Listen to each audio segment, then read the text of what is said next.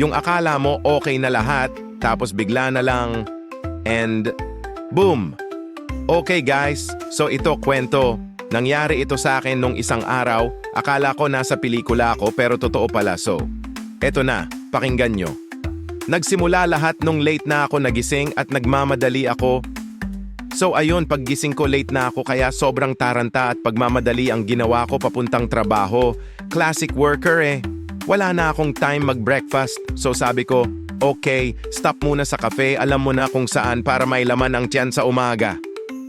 Okay na lahat at smooth na kaso nga lang nung umorder na ako. So, flashback.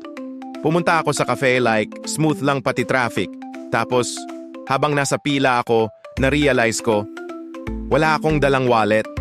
Buti na lang hindi ako nahuli or napahindi to ng traffic enforcer. Wala ako dalang wallet, andoon lisensya ko. Sabi ko, okay lang, CP na lang gamitin ko pang bayad at malakas tayo kay Batman.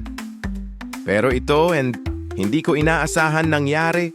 Pagkakita ko ng phone, 1% at nag-shutdown nung pagbukas ko ng e-wallet. Wala na akong pera, wala pang battery CP at wala akong kain.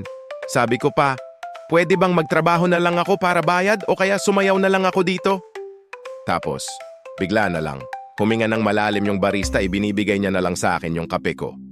Sabi niya, libre na po today for today only. Sa totoo lang, feeling ko sobrang desperate ko kaya siya napilitan. Moral of the story, minsan may milagro. So yun na nga, lesson learned. Check muna ng bulsa bago order. Kung ayaw maulit magmukha kang desperate at baka may mangyaring milagro na baka mapunta pa sa pilagro. Pero thank you Kuya Barista kung napakinggan mo ito.